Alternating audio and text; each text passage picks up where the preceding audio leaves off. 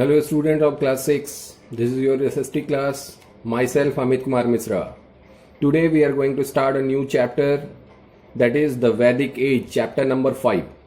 है ना? आज हम लोग एक नया चैप्टर नंबर 5, द वैदिक एज पढ़ेंगे, शुरुआत करेंगे. ठीक है.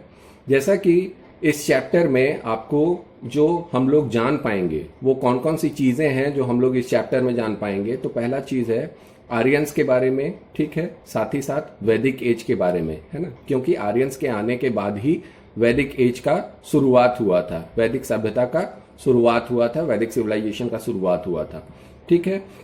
उसके बाद हम लोग जानेंगे द 4 मेन वेदास के बारे में, है ना, जो 4 मुख्य वेद हैं, है ना, जो कि आर्यों के आने के बाद वैदिक काल में जो कि बनाया गया था और उसकी वजह से हम लोग वैदिक सभ्यता के बारे में जान पाते हैं. इस चीज के बारे में हम लोग जानेंगे.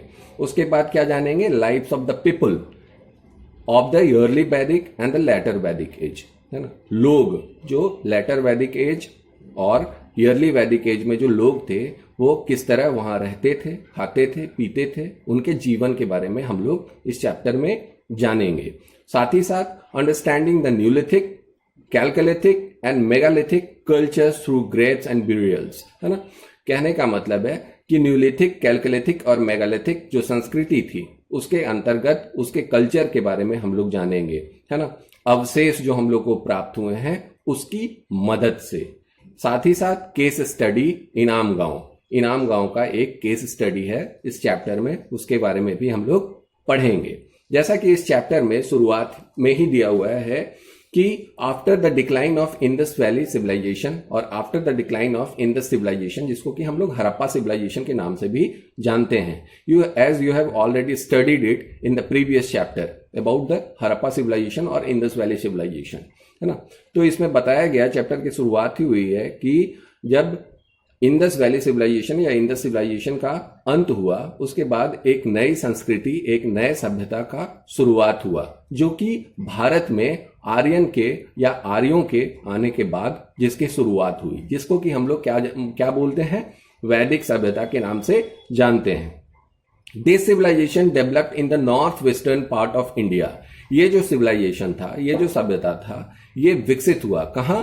तो भारत के उत्तर पश्चिमी north western part of India में. And spread gradually to the rest, और धीरे धीरे वो सारे जगहों में, भारत के सारे जगहों में फैलता चला गया. This came to be known as Vedic civilization, और इसी को हम लोग वैदिक सिविलाइजेशन के नाम से जानते हैं. Different cultures we are developing at the same time in other parts of India. अगर हम लोग बोलें तो वैदिक सभ्यता के साथ साथ और भी अलग अलग कल्चर्स डेवलप कर रहे थे भारत के अन्य हिस्सों में.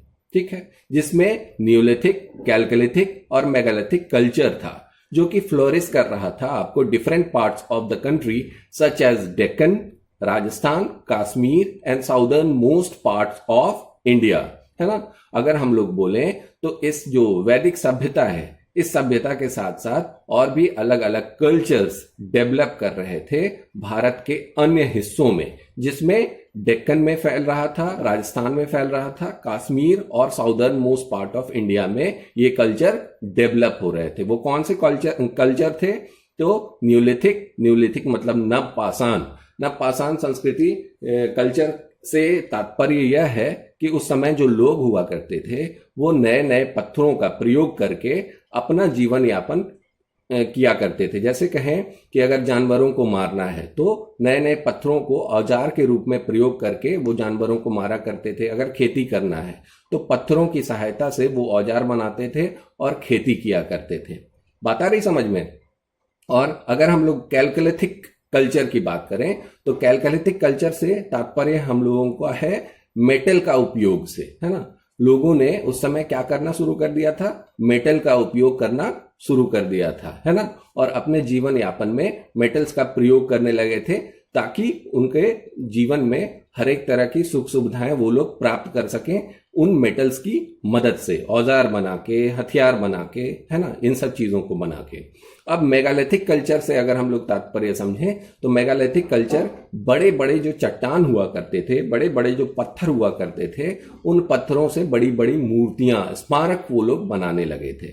तो ये कल्चर्स भी उस टाइम डेवलप कर रहा था वैदिक पीरियड के टाइम में। अब देखिएगा यहां पे आर्यंस के बारे में बताया गया है कि आर्यंस बेसिकली कहां से आए थे, कौन थे। तो Aryans who arrived in India, Aryans जो कि भारत में आए थे, वो प्रोबेबली ऐसा माना जाता है संभवतः कि वो लोग सेंट्रल एशिया से आए थे, है ना। सेंट्रल एशिया से वो लोग आर्यंस यहां पे भारत में आए थे। They migrated to different parts of the world, है ना। वो सेंट्रल एशिया से माइग्रेट किए थे, अलग अलग जगहों पे, दुनिया के अलग अलग जगहों पे अपने आप को मूव कर लिए थे, ठीक है। कोई दूसरी जगह चला गया, कोई दूसरी जगह चला गया, कोई दूसरी जगह चला गया, है ना, जिसमें कि perhaps in search of fertile pastoral land बोला गया कि जिसमें कि वो लोग उपजाऊ भूमि की खोज में इधर उधर निकल पड़े, जिससे कि वो लोग अपना जीवन यापन सही तरीके से कर सकें।